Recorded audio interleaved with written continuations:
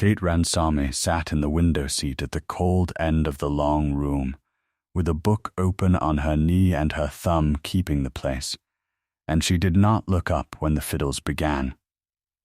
She had been given that chair the way a coat is given a hook. Behind her the county was arriving.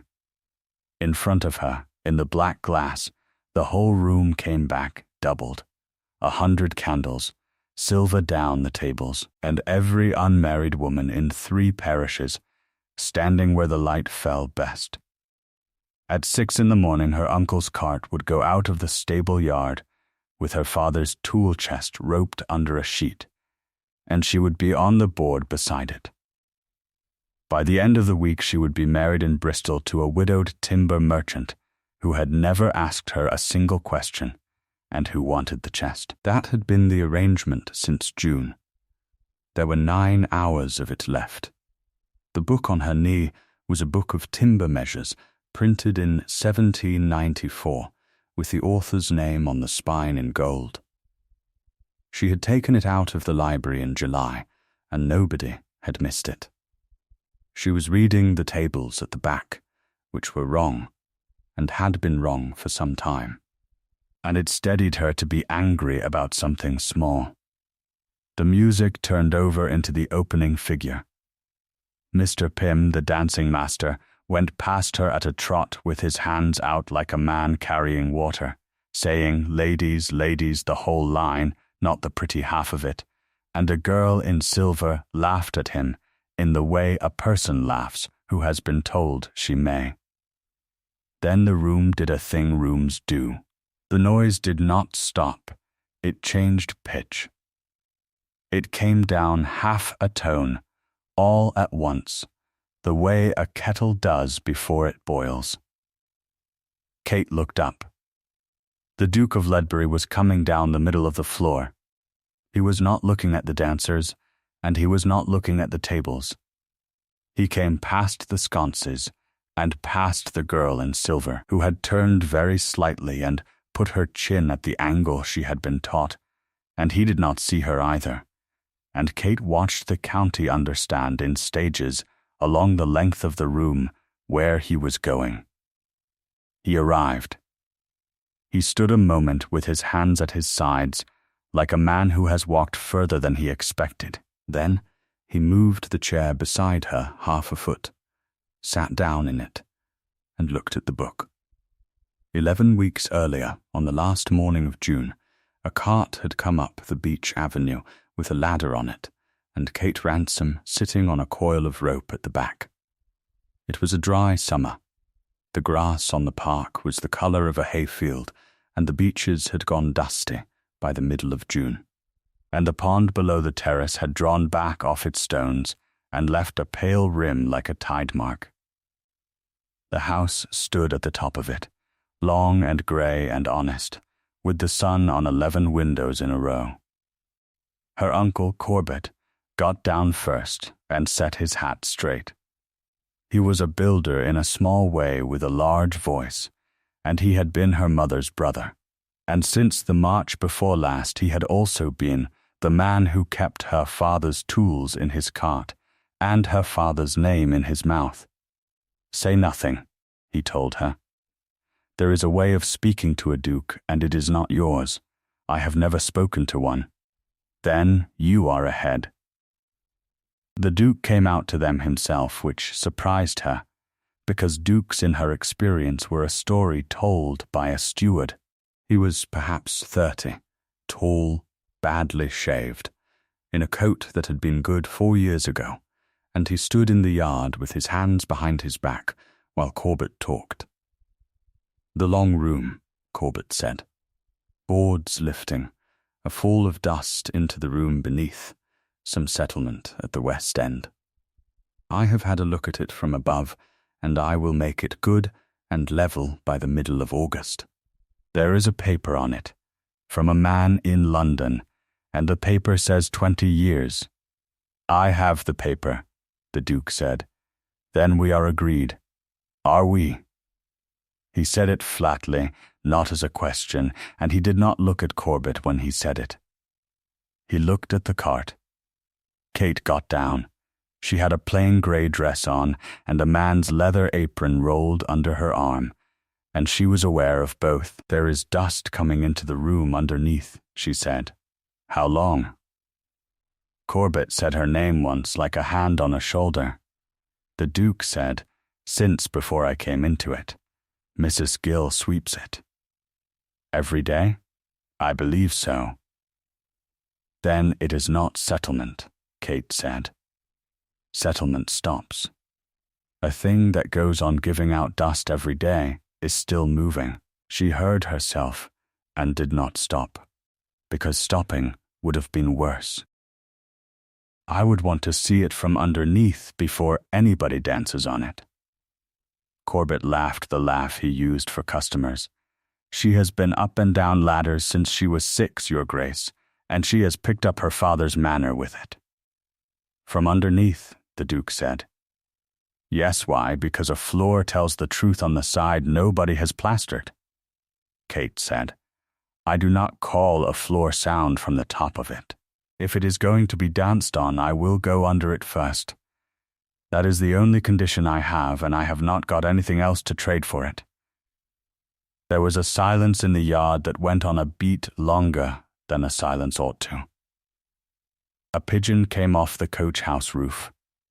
The Duke stood very still, and something moved in his face and was put away again, and Kate thought, without much interest, that she had offended him and would be back on the cart by noon. "Under it then," he said, and turned and went in. The long room ran the whole south front, 90 feet of it, with a plaster ceiling and 11 windows, and a floor of oak boards that had been polished by 200 years of feet. In the middle of the last week of June it had 20 young people in it, and Mr. Pym, and a hired violin.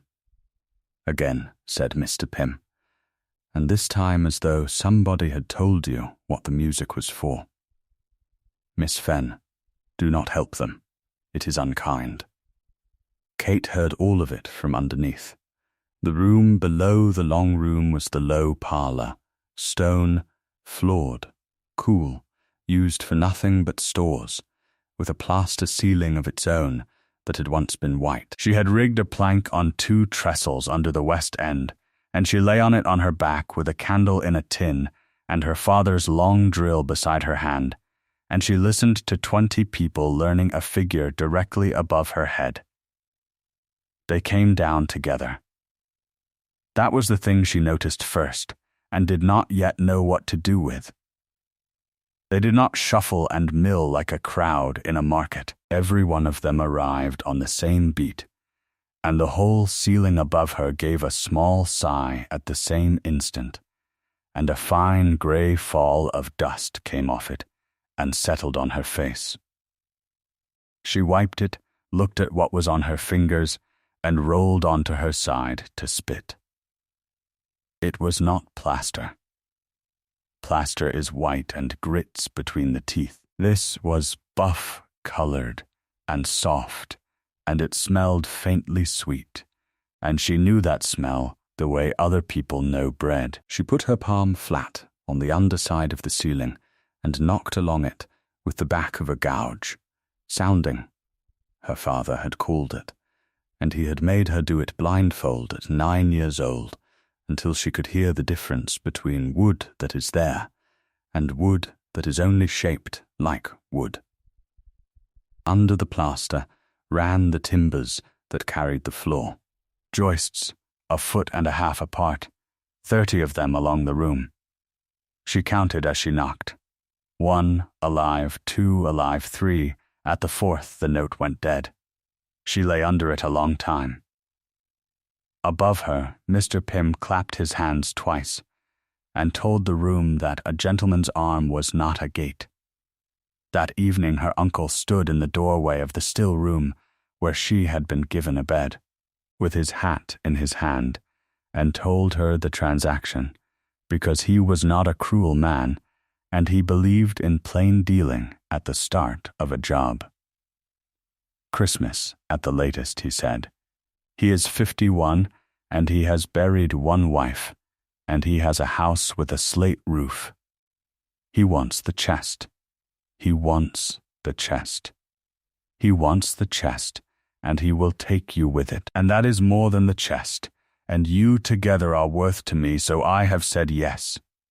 He turned his hat round. "I have fed you 16 months, Kate.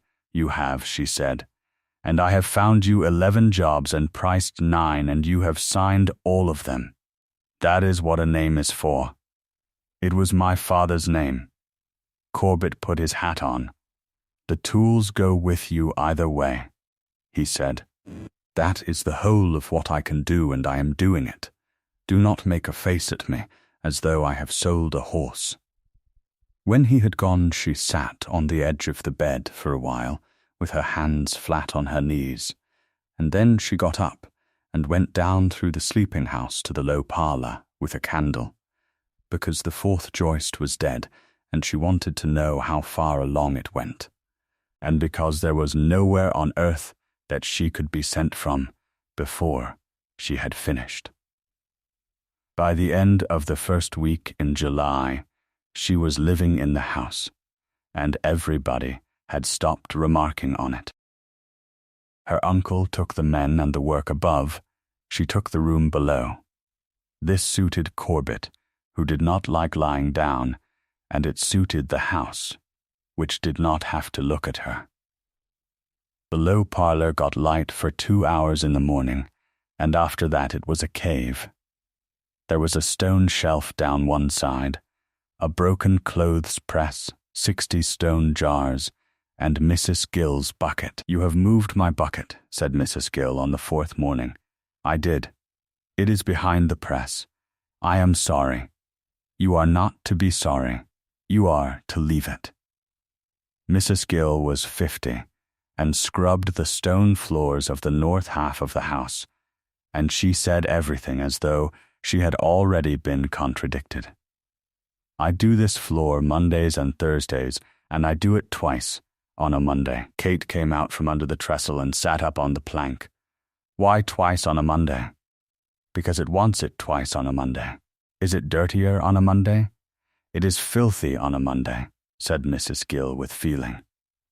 "Sunday they have the young ladies in the room over dancing, and Monday I am on my knees in it twice, and there is nobody I can say that to who has ever once been on their knees in anything." Kate looked at her for a moment.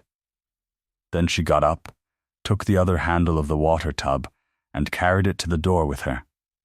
Neither of them said anything about it. Mrs. Gill went out to tip it, and came back, and stood with her fists on her hips, looking at the ceiling as though it had been rude to her personally. "How long has it been worse on a Monday?" Kate said. "1.5 years since they began the lessons. Did you tell anyone?" "I told the housekeeper before this one, and I told the man from London who came with the paper, and he said dust was in the nature of an old house." Mrs. Gill sniffed. "So it is. But it is not in the nature of an old house to come down harder on the days the room is used, and I am not a fool, whatever is thought." "No," said Kate. "You are not. You have been keeping a record for 1.5 years without knowing it. There is not another person in this house who could have told me that." Mrs. Gill opened her mouth and shut it and went out to the pump and did not come back for 20 minutes. The Duke came down at 6 the next morning, and that was the first of them. "Mrs. Gill says you asked her about Mondays," he said. "He had a candle and had brought no servant." "I did." "Tell me." So she told him, and she made him get down on the stone and put his hand on the underside where the note was dead, and knock, and then move his hand 2 feet along and knock again, and she watched him hear it. "That is the same ceiling," he said. "It is the same plaster. It is not the same timber behind it." She sat back on her heels. "Your ends are gone. Say that so that I can use it. The timbers that carry the floor run across the room, and their ends sit in the wall." The wall has been wet at the top for years, from a gutter, and wet stone will rot the end of an oak that would otherwise outlive us both. The middle of every one of those timbers is sound. I have drilled too. The borings come out pale and dry from the middle, and dark and stinking from the last 18 inches. She held up the paper twist she had kept. So the floor is not carried at the ends anymore. It is carried by the boards, and by the nails, and by the fact that nobody has yet asked it to do anything sudden.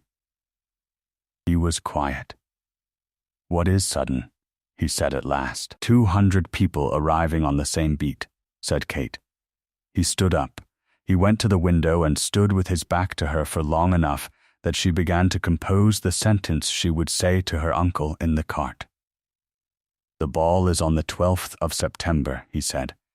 The county has had the cards since April. Then I would send after the cards.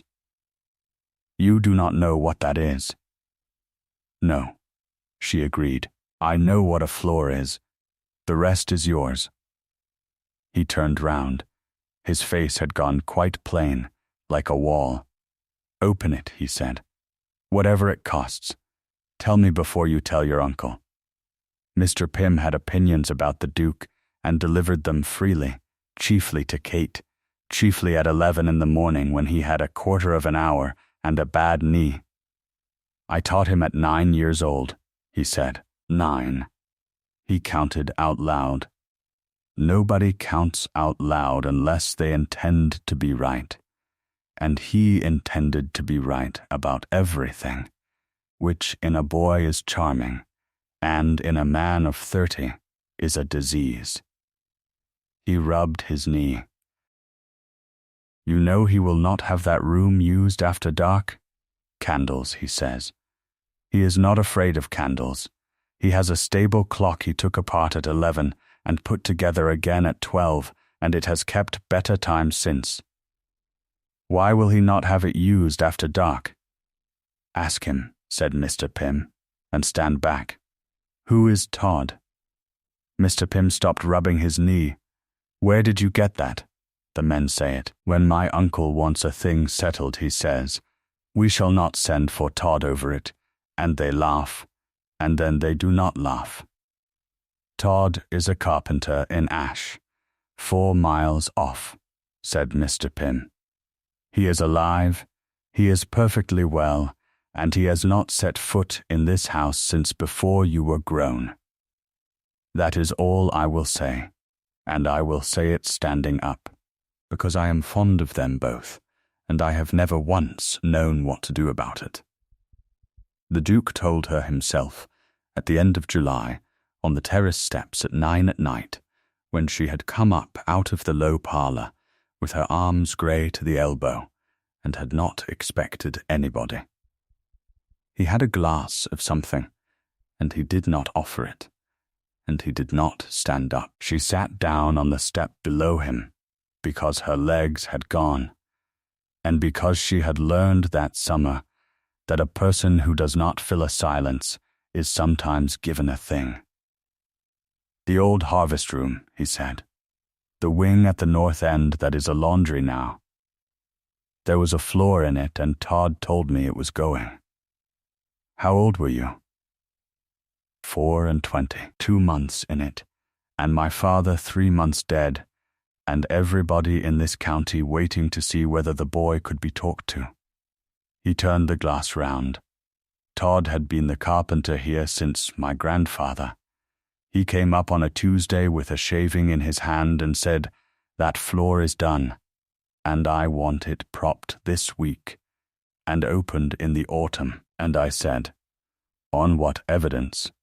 Because I had been taught to ask that. And he said, on this shaving, and on 40 years. And you had a paper. I had sent for a man. He came from London with a case, and he was very good, and he had a rule and a table of loads and a way of setting out a page, and he wrote me 9 pages that said the wing was fit for 20 years, and the carpenter was frightened of his own timber. He drank, He was confident. That is the whole of it, if you want the whole of it. He was confident, and Todd was not. Todd stood in my hall with his hat in his hands and said, "I do not have 9 pages."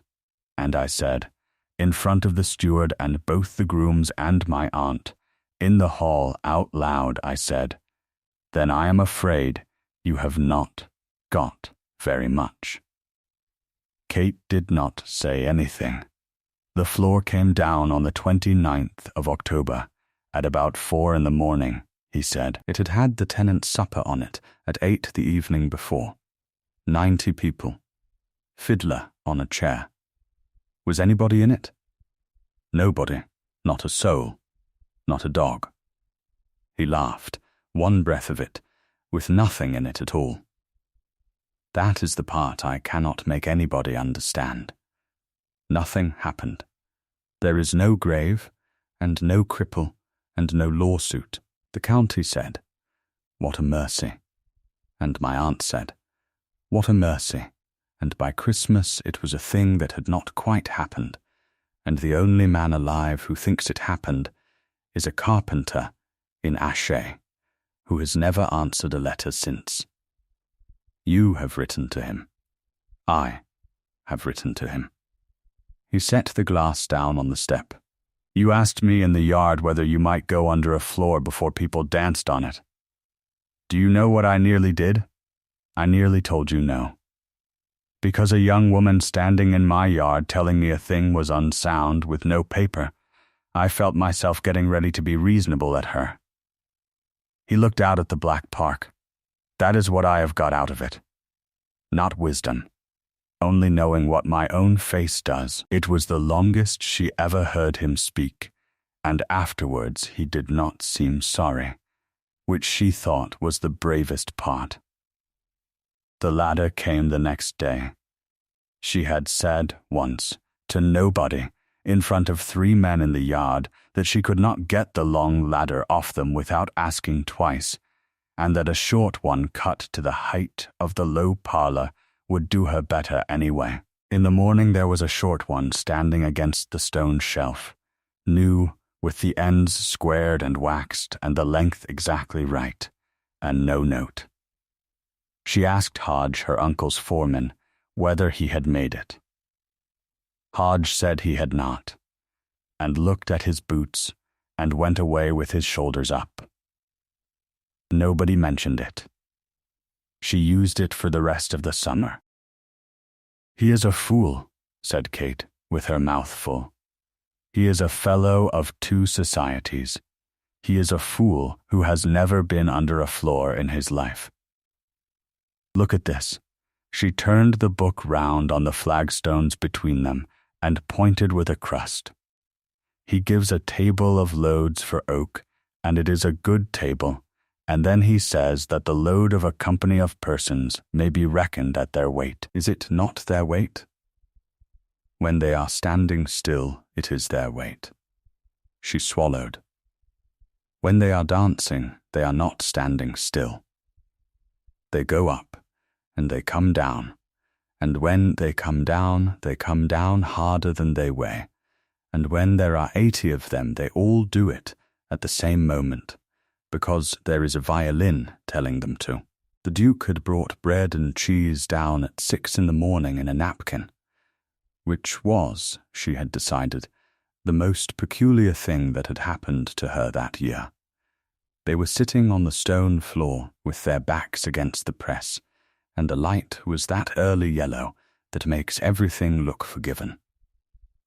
Say the number then, he said. Since you are so superior to him, I will not say a number, because he says numbers and he is wrong, and I would rather be right and vague.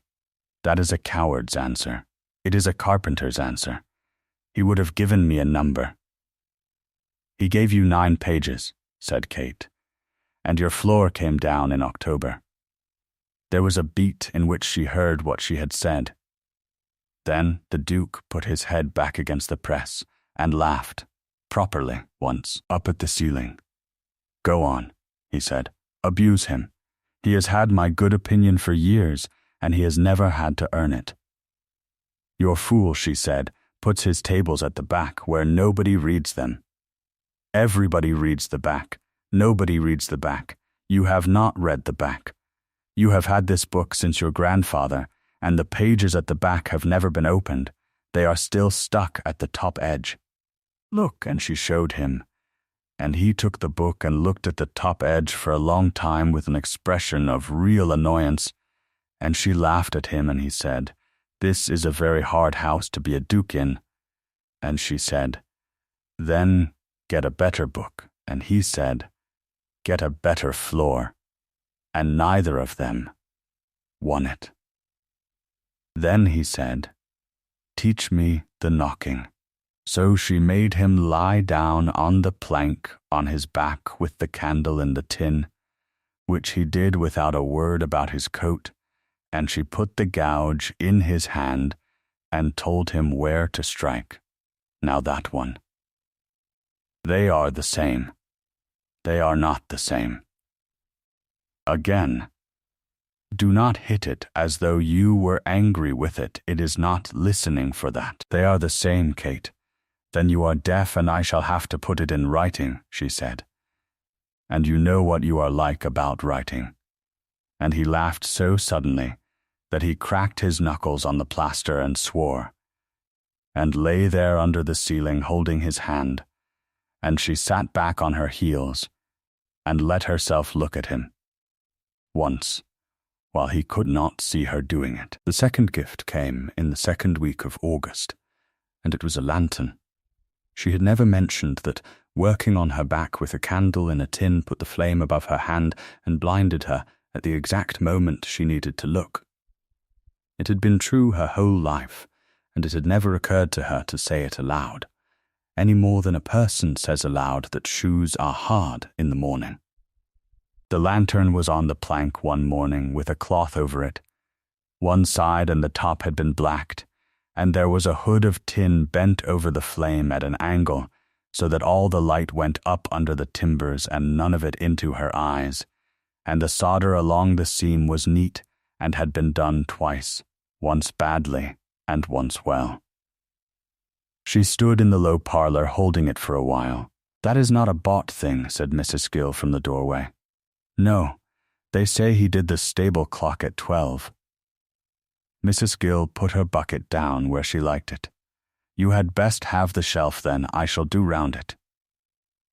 Hodge came to her at the beginning of the third week, in front of the men, which was the whole of the point of it. "Miss Ransom," he said, "there is a question. Ask it. The plaster over the fourth bay. We take it down, or we prop it and leave it? Say what you think first." Hodge went red to the ears. He was 55 and had worked for her uncle 9 years and had called her the girl since June. "I think we take it down," he said, "because if we prop it we shall be propping a ceiling to save a ceiling.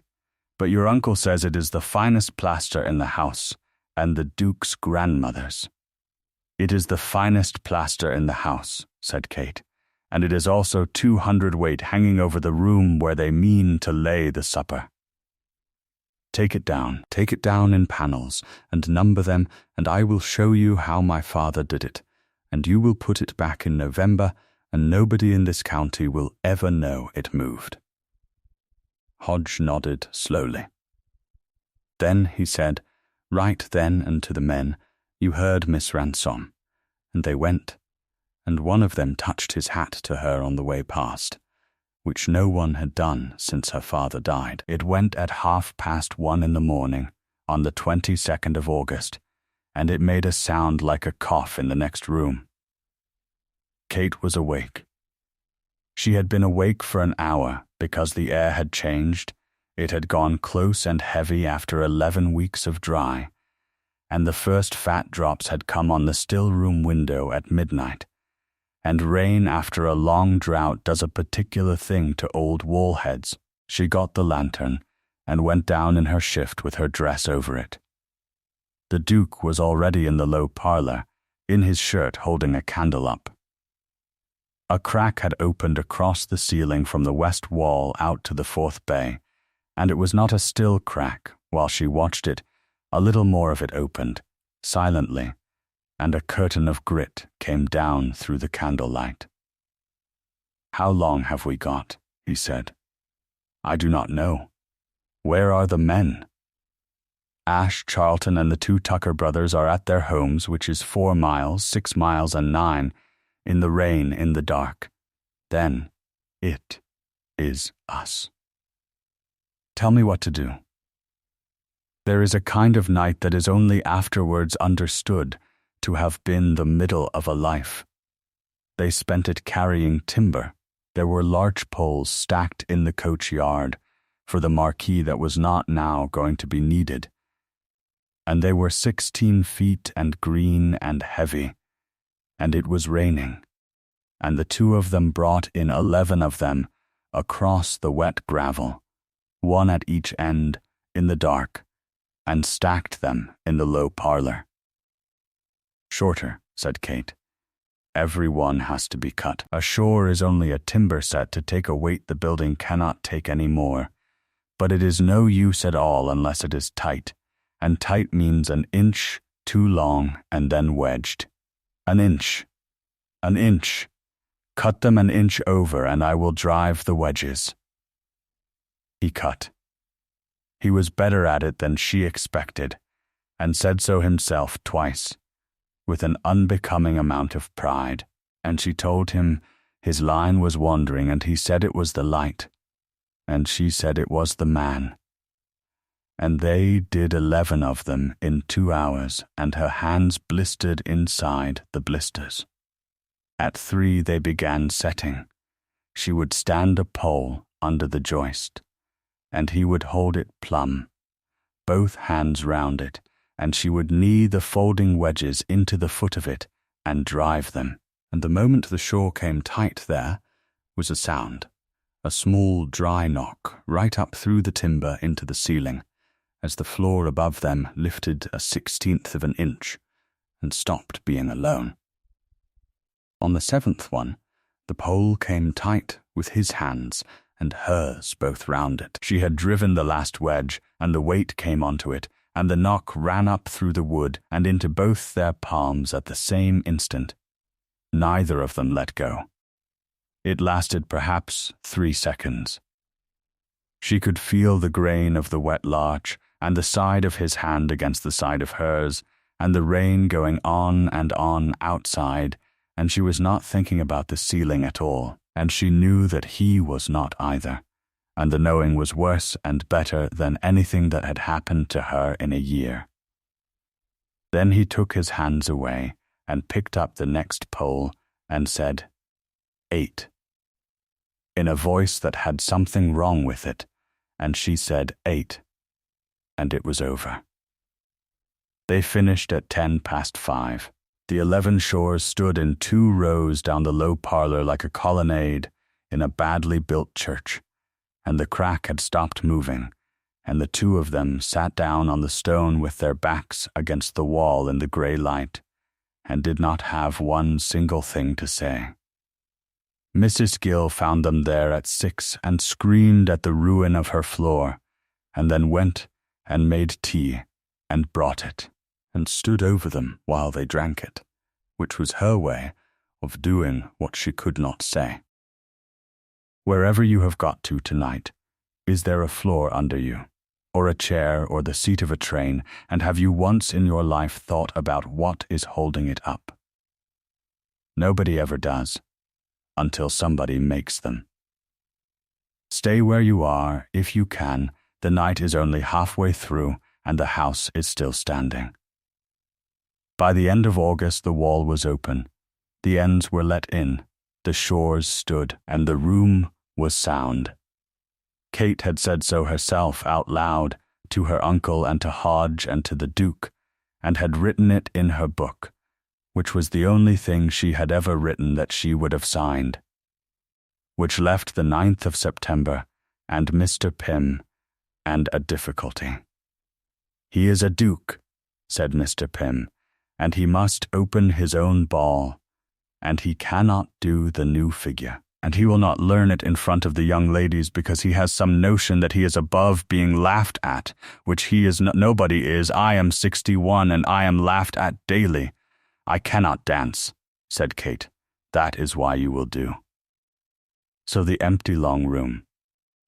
At 8 in the evening, with 2 candles and Mr. Pym counting on the fiddle-less air, and the Duke on one side and Kate on the other, and the boards silent underfoot because they were sound now.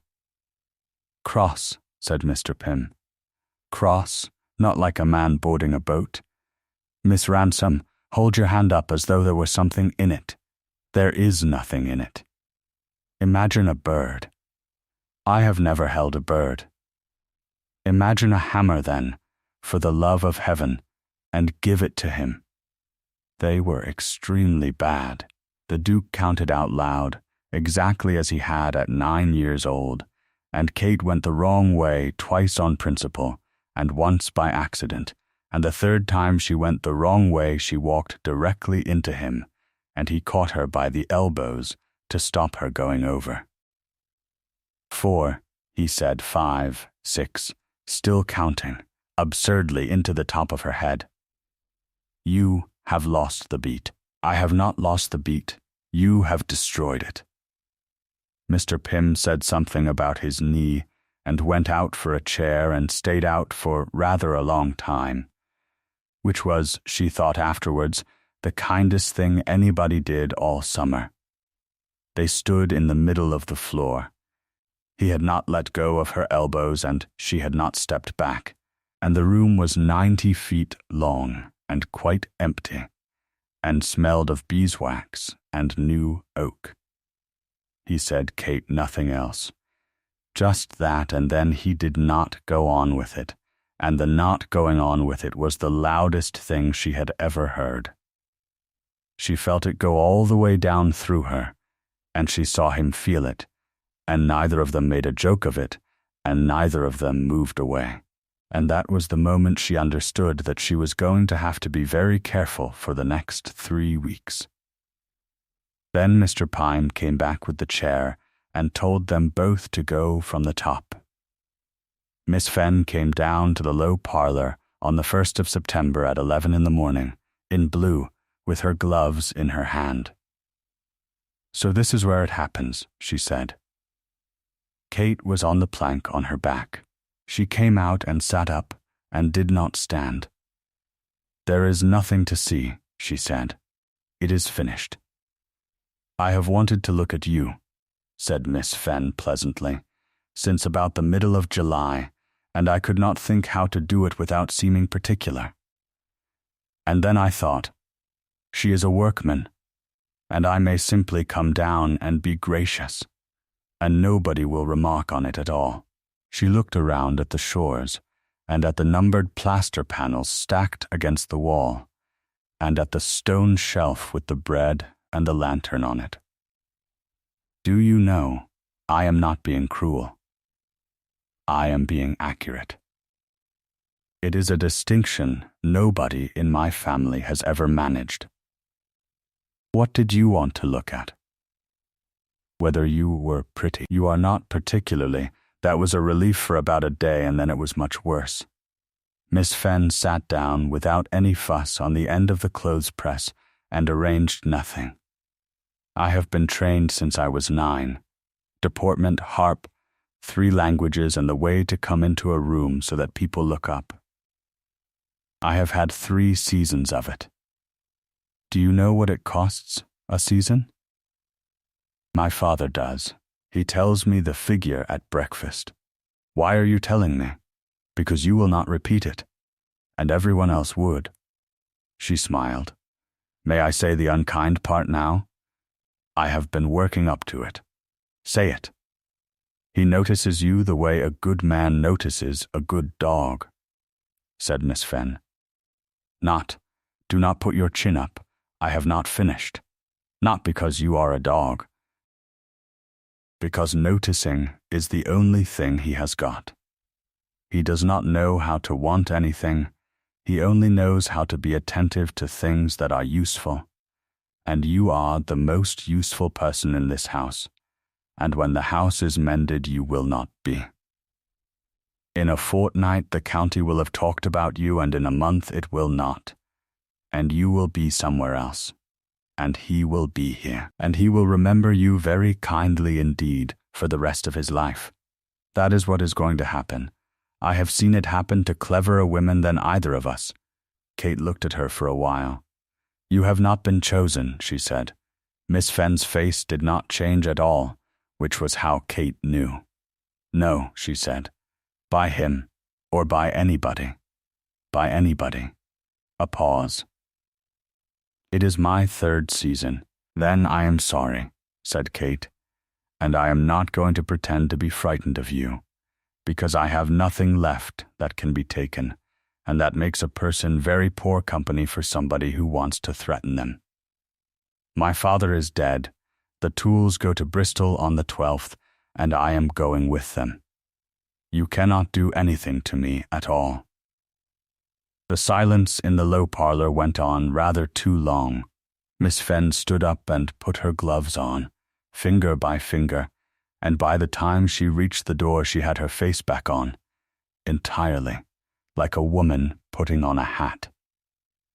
That was worse than I expected, she said, without turning round. Not you. The whole of it, and she went up the stairs. On the morning of the 4th of September, Kate came down at 5, as she had come down at 5 every morning since July, to sweep the low parlor floor before Mrs. Gill's first round, so that the day's fall of dust would be clean and countable and hers. She had never told anybody she did this. It was not a thing that could be told.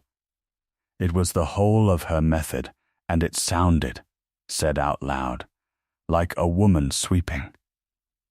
The floor was swept. Under the 4th bay, weighted at the 4 corners with 4 white pebbles off the drive, lay a sheet of clean paper.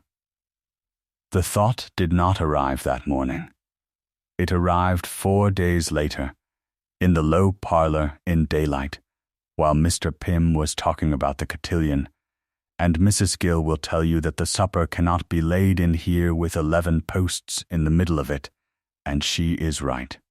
And I have said so, and your uncle has said so, and nobody listens to me except about my knee, Miss Ransome. Are you attending? Yes, said Kate. She was ruling a page. She had her father's book propped on her knee, and she was copying out, fair, in a good hand, every single thing she knew about the house, the timbers, the gutter, the wall head, the number of every plaster panel and where it went back. It had taken her 2 days. She had told herself it was for Hodge. You are not attending, said Mr. Pym. You have written the same figure twice. She had. She rubbed it out with the crumb and wrote it again. Because what she was thinking while he talked was this. He had cut a ladder to a height she had mentioned once in a yard. He had made a lantern that threw its light where a person lying on her back would need it. He had got up before 5 in his own house and swept a floor and laid out clean paper to catch a fall of dust, because he had watched her do it long enough to understand a method she had never explained to a living soul. That was not a man in love. A man in love blunders. That was a man attending. That was a man who had once stood in his own hall and told a carpenter with a shaving in his hand that he had not got very much, and who had spent every week since practicing on the first person to walk into his yard and tell him something he did not want to hear. How to listen to somebody without any pages. She was not being courted.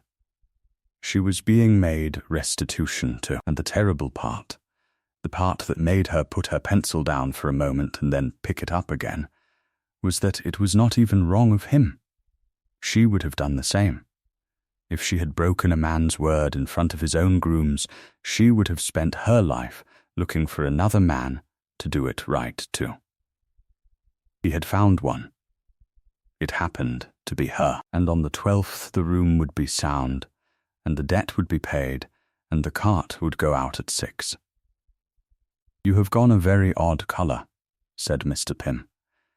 "It is close in here," said Kate. She finished the page.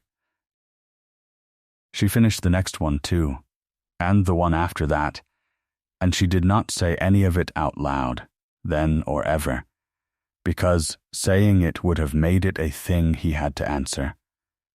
And he had been kind to her all summer, and she was not going to charge him for it. The county came on the 12th in numbers nobody had counted on. 90 cards had gone out. What arrived between 7 and 9 in the evening was every carriage in 3 parishes, and a good many from further, because word had gone about in August that the Duke of Ledbury had opened his house for the first time since his father died, and meant to look at the county's daughters, and no family in that part of England was going to be the one that stayed at home. Kate stood in the low parlour at 6:30 and watched the last shore go out of the door on Hodge's shoulder. "Your uncle's orders," said Hodge, not looking at her. "For the supper. They go back Monday. The room is sound, Hodge. That is what I said to him. He said, then there is no argument, and I could not find one." He stopped in the doorway. "There is no argument, is there?" "No," said Kate slowly. "No, not for standing." She went up to change into the other dress, which was also grey. At 9 the long room was full, and the noise of it came down through the floor into the passage like weather. She did not go in for an hour. When she did, Mr. Pym had got the whole room up for the opening. Every soul in it, he told her, beaming, 80 couples, and not a chair occupied in the house, the finest thing he had done in 40 years. Somebody gave her a chair at the cold end. She sat down with the book of timber measures on her knee, because a woman with a book is doing something, and a woman doing nothing at a ball is a spectacle. Miss Fenn passed her in the second figure, close, and said, perfectly clearly, without malice, in the voice she had been trained in since she was 9, "You have brought your book. How wise. It will pass the time." And then the noise came down half a tone, and Kate looked up, and the Duke of Ledbury was coming down the middle of the floor. He moved the chair beside her half a foot, sat down in it, and looked at the book. "The back pages," he said. "You were right. They had never been opened." The county stood and looked at them. Kate could feel it on the side of her face, a whole room deciding, at leisure, exactly what she was, the builder's niece, the grey one, the one who has been in the house all summer, and how very like a man of that age, and what a pity, and how bold. "They are looking at us," she said. "Yes, you should go and dance with somebody. In a moment. Now would be better for you." "Almost certainly," he said, and did not move. And it was then, sitting with her thumb in the book and the whole county watching, that Kate Ransome heard the glasses. The supper had been laid in the low parlour underneath, 60 glasses on the long table, and the water jugs down the middle of it, in the room with no posts in it. She could hear them through the floor. Not a clatter, a tone, a thin, sweet ringing that came and went, and it was not coming and going at random. It was on the beat. She stood up. "Kate, stop the music." He did not ask her a single question. He got up and went straight down the middle of the room to the musician's platform and put his hand flat on the fiddler's arm, and the music stopped raggedly in the middle of a bar, and 80 couples ran on for 2 steps and then stood still, and 200 people turned round. Mr. Pym came through the crowd. "What in the name of Mr. Pym?" said Kate. "How many are in this room?" 211. I counted them at the door. It is the finest. And how many were in it on any Sunday this summer? 20. 22 once. Somebody laughed, somewhere down the room, at the sight of a duke stopping his own ball for a grey woman with a book. Kate said, I want 12 people, and I want everybody else to stand still. Mr. Pym, choose 12. Your Grace and Mrs. Gill, if she is in the passage, and anybody who is willing, come down the stairs with me. Where? Underneath, said Kate. It is the only place anything is ever true. Perhaps 30 of them came down, enough to fill the doorway of the low parlor and stand along the wall behind the supper table. Miss Fenn came, at the back, with her arms folded. Hodge came. Her uncle came, saying something about the water jugs that nobody heard. Kate took the 4 white pebbles off the stone shelf where she had kept them since the 4th of September, and laid a clean sheet of paper on the flags under the 4th bay, and weighted the corners and stood back. Sweep the floor round it, she said, and Mrs. Gill, without one word, swept the floor round it. Now, said Kate, and raised her voice for the first time that night, up the stairwell. Mr. Pym. 12 people, standing still, in the middle of the room. There was a shuffling overhead. The glasses on the supper table did nothing at all. Nothing is happening, said somebody in the doorway. That is the point, said Kate. That is 12 people, and the whole weight of them, and this house does not care. Mr. Pym, the same 12, walking about as they please anyhow, not together. Feet moved overhead, scattered, arrhythmic. A little dust came off the ceiling and drifted. The paper stayed white. And now, said Kate, the same 12, and Mr. Pym is to count them, and they are all to step on the count. 1. Came Mr. Pym's voice, thinly, from 90 feet away and 1 floor up, 2, 3, 4. The ceiling gave its small sigh on the beat, and every glass on that supper table rang, and a fall of buff-colored dust came down through the candlelight and struck the white paper, and struck it again, and struck it again, in time. Nobody in the low parlor said anything for a moment. Then Mrs. Gill said, That is my Monday. 12, said Kate into the silence. That is 12. There are 211 in that room, and they are all doing it on the same beat, because there is a violin telling them to, and a floor does not mind a crowd standing on it, and it minds a crowd coming down on it together more than anybody in this house has ever been told. The timbers are new at the ends, and they are good. The plaster is coming off because the whole floor is flexing, and it is flexing because there is nothing under the middle of it tonight, and there was until 6:30. They were took out for the supper, said Hodge. I know they were. She did not look at her uncle, and she did not say his name, and only he and Hodge, and possibly the Duke, ever knew that she had chosen not to. 11 larch poles, in the coach yard where they were stacked in August. Wedges in the sack on the shelf. Somebody take the jugs off that table before we knock it. The Duke had his coat off before she finished the sentence. It took 19 minutes with 8 men and 2 dukes' worth of shouting, and Miss Fenn's own father holding a candle. And when the last wedge went home, and the knock ran up into the ceiling, the ringing in the glasses stopped as though a hand had been laid on them. Kate stood up off her knees with her hair down and her hands black, and looked round at the county of 3 parishes, standing in a storeroom among the stone jars, in their silk at midnight, watching a woman drive wedges. "The room upstairs will hold 90, she said.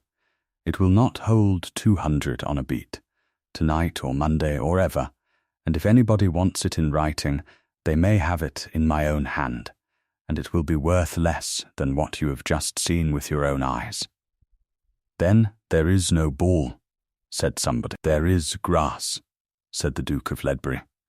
And that is how the county came to dance on the lawn below the terrace on the 12th of September, with the fiddlers on a hay-cart and every candle in the house carried out, and stood in jars along the balustrade, and the dry summer's grass under 200 pairs of shoes that had never touched it, and old men taking their boots off, which was reported for years. Miss Fenn stood in the terrace door and would not come down. "I am not going to dance in a yard," she said to whoever was nearest, in the trained voice. And the trained voice was pitched exactly right, and it went out over the terrace and landed on nobody at all. Her mother had already gone down. Her father was on the grass with his candle. The county streamed past her on both sides, laughing, holding up their skirts, and not one of them looked up. Because a room that has just seen something real has no attention left over for a performance. She stood there a moment longer, in silver at the top of the steps, with her chin at the angle she had been taught, and her face came apart, not into tears, into nothing. Which was worse, the whole arrangement simply going out of it like a light. Kate, at the bottom of the steps, saw it happen, and would have given a great deal not to have. Miss Fenn turned and went back through the empty long room, and got her shawl, and called for her carriage before her family, and was gone off the gravel by 1 o'clock. Nobody said anything about it. Nobody pronounced anything at all. That was the whole of what the county did to her, and it was worse than anything the county could have said. At 3 in the morning, Kate was in the low parlour, alone but for Mr. Pym, packing her father's tools into the chest in the order he had kept them. "He will be looking for you," said Mr. Pym. "He is with 200 people on a lawn. He is the Duke of Ledbury, and he has just given this county the only night it will talk about for 20 years, and tomorrow he will have 11 letters to answer." She wrapped the 2-foot rule in its cloth and laid it in. "The cart goes at 6. It has gone at 6 since June. Nothing that happened tonight was about me. Something that happened tonight was about you. Everything that happened tonight was about a floor." She sat back on her heels. "Mr. Pym, every floor in the world stands on something that nobody in the room has ever seen. And it is not a sad thing. It is only how a house is made. You do not put the timbers where the candles are. I would rather be the timber than not be in the house at all. And I have been in the house all summer, and I am not going to spoil it now by asking to be looked at." Mr. Pym rubbed his knee for a long time. "I have never in my life known what to say to either of you," he said. "It is my one failing, and I have had it since I was 9.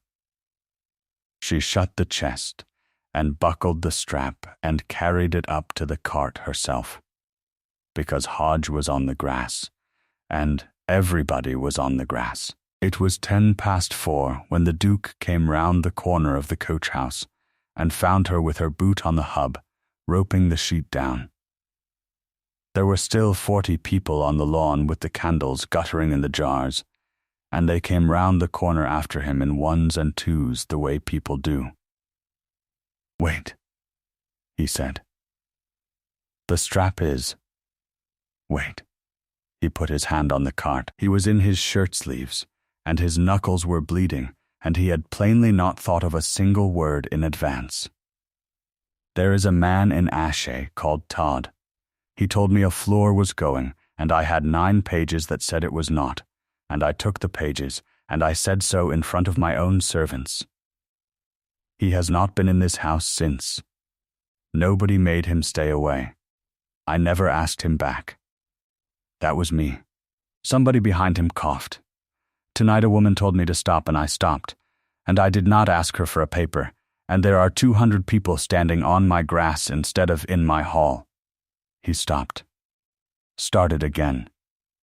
That is not I am doing this extremely badly. I have had 11 weeks to do it well, and I have spent them making a lantern. Your Grace, do not get in the cart, he said. Kate, do not get in the cart. Stay and marry me and be looked at, and I will learn the rest of it. And then, because neither of them had anything left, she came down off the hub, and he met her at the tailboard. And he kissed her there on the gravel with 40 people and a dozen guttering candles watching. And it was not decorous, and it did not last long, and it was the only thing either of them did all summer without going carefully. Corbett got his money and took his cart to Bristol on the 14th, and made the arrangement good with an apology and a small sum, and was asked to Ledbury at Christmas, and came and was civil, and was never once given a job in that house again. He minded that more than anything, and nobody ever mentioned it to him. Mrs. Gill was given the keys of the north half in October, and immediately began complaining about the woman who had them before her.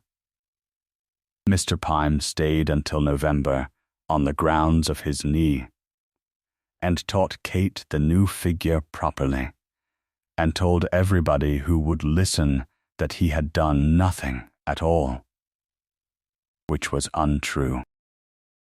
And on a wet Tuesday at the end of October, the Duke rode the 4 miles to Ashe, and came back at dusk with nothing settled and his face very still, and the following Sunday an old man in a good coat walked up the beach avenue on his own legs, and went through the long room without being asked, and knelt down and put his hand flat on the boards, and knocked, and listened, and got up. That will do, said Todd. It was all he said. He took a glass of beer in the kitchen and walked home. He came again in the spring and every spring after, and the Duke was not forgiven, exactly, and never asked to be. They were married in the November, quietly, and the ball came round again the next September, with cards sent to 90 and 90, who came because the county had learned something, and did not care to be reminded of it. Halfway through the evening the long room was blazing and full, and every woman in 3 parishes was in it. And the Duke of Ledbury put down his glass and went out through the terrace door. And this time nobody in the room wondered where he was going. His wife was sitting on the top step in the dark, with a book of timber measures open on her knee and her thumb in the page, listening to 200 feet come down on the beat above her head. He sat down next to her on the cold stone, in his good coat, and put his shoulder against hers. Well, he said, it will hold.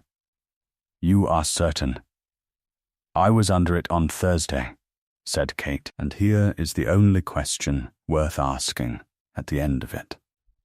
What is holding you up tonight?